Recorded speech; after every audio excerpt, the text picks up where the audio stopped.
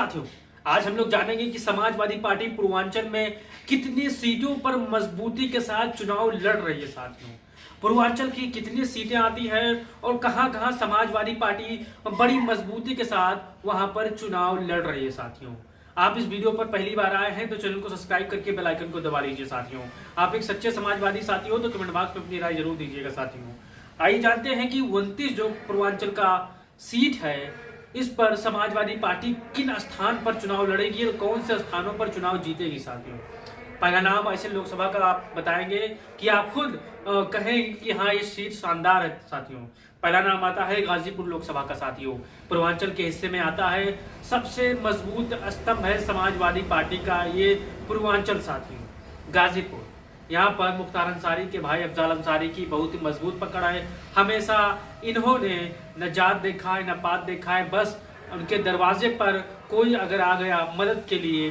तो उनकी मदद करते हैं। साथियों, फिर दूसरा नाम आता है बलिया लोकसभा का। साथियों, बलिया समाजवादी पार्टी का ऐसा मजबूत गढ़ है कि आप आंख मूंद कर अगर यहाँ किसी भी प्रत्याशी समाजवादी पार्टी किसी भी प्रत्याशी, चाहे वो अंबिका चौधरी हो चाहे सनातन पाड़े हो, इनको टिकट दे देती है तो समाजवादी पार्टी यहाँ आंख बंद करके चुनाव जीत गई है। साथियों, अब आप चाहे गोदी मीडिया के आंकड़े देख लीजिए, चाहे 80 वाला 80 आंकड़ा देख लीजिए, वहां पर आप मत जाइएगा। आपका विवेक है, आपकी बुद्धि है, आप अपने बुद्धि का इस्तेमाल करिएगा। अगर कोई शैम्पू खराब प्रदर्शन करता है तो उसका प्रचार बहुत अधिक होता है। साथियों, ये ध्यान रहिए, पढ़े लिखे आप हो। साथियों, फिर नाम आता है आजमगढ़ लोकसभा का। साथियों, आजमगढ़ वही लोकसभा क्षेत्र है जहां इस बार आजमगढ़ की जनता समाजवादी पार्टी को विधानसभा के चुनाव में 10 के 10 सीटें यहां पर जिताकर भेजी है। साथियों, यहां पर भारतीय जनता पार्टी का दाल गल ही नहीं पाता है। साथियों, पता नहीं क्या वजह है, जनता उनसे नाखुश रहती है इस लोकसभा क्षेत्र में। साथियों, कि 10 के 10 सीट समाजवादी पार्टी को दे देती है और भारतीय जनता पार्टी को हार का सामना करना पड़ता है। साथियों, फिर उसी के बगल में लालगंज। साथियों, लालगंज वैसे तो सुरक्षित है लेकिन मुस्लिम बाहुल सीट है। साथियों, यहाँ पर समाजवादी पार्टी बड़ी मजबूती के साथ मैदान में खड़ी है। साथियों, और दरोगा सरोज यहाँ से समाजवादी पार्टी के प्रत्याशी बने हैं और आप लालगंज से हो या आजमगढ़ से हो तो अपनी राय जरूर दीजिएगा। साथियों, कितने हजार वोटों से इन लालगंज से समाजवादी पार्टी को जिताकर दिल्ली भेजने वाले हो आप सभी लोग।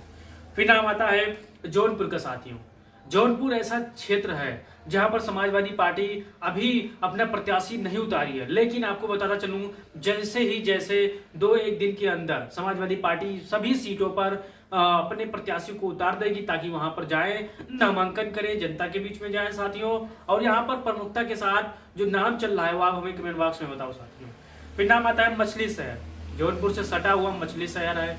मछली शहर से नामी ग्रामी विधायिका है रागिनी सोनकर, प्रिया सरोज और दीप रामचंद्र। साथियों, ये तीनों नाम का बहुत ही शानदार तरीके से यहाँ पर जोर शोर है, लेकिन यहाँ पर भी समाजवादी पार्टी बहुत ही मजबूत स्थिति में है पूर्वांचल की इन सीटों पर। साथियों, फिर प्रतापगढ़ का। साथियों, एसपी पटेल समाजवादी पार्टी के प्रत्याशी हैं और प्रतापगढ़ ऐसा सीट है जहां पर समाजवादी पार्टी भारतीय जनता पार्टी के मुट्ठी से छीन कर लाएगी। साथियों, क्योंकि यहाँ पर अखिलेश यादव ने जो फील्डिंग सजाई है, बनाई है, वहां पर बैटिंग के लिए एसपी पटेल को उतारा है। बहुत ही शानदार तरीके से यहाँ परफॉर्म करने वाले हैं एसपी सिंह पटेल। साथियों, फिर नाम आता है देवरिया का। साथियों, देवरिया जैसे आप जानते हैं, देवरिया समाजवादी पार्टी का मजबूती के साथ गढ़ रहा, लेकिन फिलहाल कुछ समय से ही अंतर खाने में यहाँ पर समाजवादी पार्टी जो थी गुटबाजी की वजह से यहाँ पर पिछला चुनाव हार गई थी, लेकिन आने वाला समय आपको बहुत ही अच्छा मिलेगा। साथियों, यहाँ पर भी समाजवादी पार्टी मजबूती के साथ जनाधार के नेताओं के साथ उभर रही है। साथियों,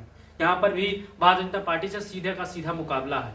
कुशीनगर जो ब्राह्मण बाहुल क्षेत्र है, यहाँ पर भी चर्चा चली थी कि यहाँ पर स्वामी प्रसाद मौर्य चुनाव लड़ेंगे, लेकिन ऐसा नहीं है। समाजवादी पार्टी के जो मौजूदा प्रत्याशी हैं, मौजूदा वर्तमान समाजवादी पार्टी के दावेदार हैं, उन्हीं को यहाँ पर मौका दिया जाएगा। साथियों, फिर नाम आता है चंदौली का। साथियों, चंदौली भी समाजवादी पार्टी का एक मजबूत गढ़ अब बनने जा रहा है 2022 के चुनाव में। साथियों, 2024 के चुनाव में ये समाजवादी पार्टी यहाँ पर भी लगातार संघर्ष करने वाले प्रत्याशी को टिकट दी है, लगातार मेहनत करने वाले प्रत्याशी को यहाँ पर टिकट दी है। और मैं आपको बताता चलूं, यहाँ पर भी समाजवादी पार्टी मजबूत स्थिति में चुनाव लड़ती नजर आ रही है। साथियों, भारतीय जनता पार्टी के लोग कुछ भी कहें, कुछ भी बक्के, कुछ भी प्रचार करें, उनके प्रचार में आपको नहीं जाना है, अपनी बुद्धि नहीं खराब करनी है, उनकी बातों को सुनकर। साथियों, अपना काम करना है, अपने वोटरों को अब समाजवादी पार्टी के साथियों को, नए वोटरों को कैसे बूथ तक ले जाए, तो इस पर यह ध्यान देना है आप सभी को, क्योंकि समाजवादी पार्टी एक एक वोट से समाजवादी पार्टी मजबूत होगी साथियों। जैसे बूंद बूंद से घड़ा भरता है, वैसे बूंद बूंद वोट से, एक एक वोट से समाजवादी पार्टी लाखों वोट से जीतेगी साथियों। मैं आपको बताता हूँ सलेमपुर भी समाजवादी पार्टी का मजबूत गढ़ है। यहाँ पर भी समाजवादी पार्टी अपने प्रत्याशी को मजबूती के साथ यहाँ पर भी नैया पार लगा लेगी साथियों। फिर महाराजगंज पे जिस हिसाब से आपको बताता चले, कुर्मी, पटेल, चौरसिया, निषाद, यानी इन जातियों का बहुत ही बोलबाला है इस लोकसभा क्षेत्र में। यहाँ पर समाजवादी पार्टी अब असमंजस की स्थिति में नहीं है, लेकिन भारतीय जनता पार्टी के प्रत्याशी निषाद जो है, प्रवीण निषाद, वो जनता के बीच में जाते हैं तो आपने देखा होगा उनके प्रत्याशियों को किस प्रकार से जनता उनके मुंह पे कह देती है कि आप कहाँ थे, क्या कर रहे थे। तो जितने भी हमारे समाजवादी साथी महाराजगंज के होंगे वो अपनी राय कमेंट बॉक्स में जरूर दीजिए साथियों। फिर नाम आता है बांसगांव का साथियों।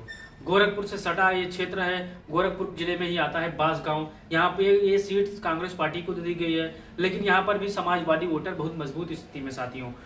यहाँ पर भी समाजवादी पार्टी और कांग्रेस के गठबंधन से जो प्रत्याशी होंगी, महिला प्रत्याशी होंगी, मैं आपको बताता चलूं, और यहाँ पर चुनाव वो निकाल लेंगी। फिर वही गोरखपुर आता है साथियों। काजल निषाद बहुत दमदारी के साथ यहाँ पर चुनाव लड़ रही हैं और बहुत ही मजबूती के साथ यहाँ पर भारतीय जनता पार्टी के रवि किशन को नेट टू नेट फाइट देगी साथियों, यानी इक्का दुक्का वाला टाइप का। यानी अगर समाजवादी पार्टी निषाद प्लस और कुछ वोटरों को यहाँ पर मनाने में कामयाब हो गई तो रवि किशन यहाँ पर चुनाव हार जाएंगे साथियों। मैं आपको बताता चलूं, फिर आता है गोंडा लोकसभा का साथियों। श्रेया वर्मा यहाँ से प्रत्याशी है, नौजवान है, पढ़ी लिखी है और यहाँ पर लगातार बढ़त बनाए हुए साथियों। यहाँ से जो भारतीय जनता पार्टी के प्रत्याशी हैं कीर्तिवर्धन सिंह, वो लगातार उनकी स्थिति धीरे धीरे कम होती जा रही है, क्योंकि उन्होंने लगातार सांसद रहे हैं, लगातार उन्होंने कोई काम नहीं किया है, इसलिए जनता अपने युवा साथी को चुनकर दिल्ली भेजने वाली है साथियों। फिर बस्ती लोकसभा से, बस्ती यहाँ पर मिक्स वोटरों का कुनबा है साथियों, यानी पीडीए, पिछड़ा दलित अल्पसंख्यक यहाँ पर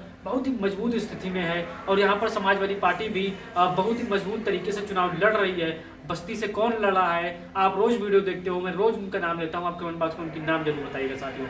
अब पूर्वांचल की 29 सीटें आती हैं। 29 सीटों में हमारे जो समाजवादी पार्टी के साथी हैं वो लगातार जमीन पर काम कर रहे हैं, जनसंपर्क कर रहे हैं। लगातार 29 में से कितनी सीटें आ गई हैं मैं आपको बताता चलूं, 29 में से 15 से 17 सीटें समाजवादी पार्टी बहुत मजबूत स्थिति में है और यहाँ पर चुनाव जीतती नजर आ रही है साथियों। आप कमेंट बॉक्स बताओ कि पूर्वांचल की 29 सीटों में समाजवादी पार्टी कितनी सीटों पर यहाँ पर चुनाव जीतने जा रही है। आप समाजवादी साथी जानकार हो, राजनीतिक विश्लेषणकार हो, आप थोड़ा सा भी राजनीति में अगर हो दिलचस्पी रखते हो तो इस वीडियो को शेयर करिएगा, चैनल को सब्सक्राइब करके बेल आइकन को दबा लीजिएगा, क्योंकि एक एक जानकारी आपको महान बनाती है साथियों राजनीति क्षेत्र में साथियों।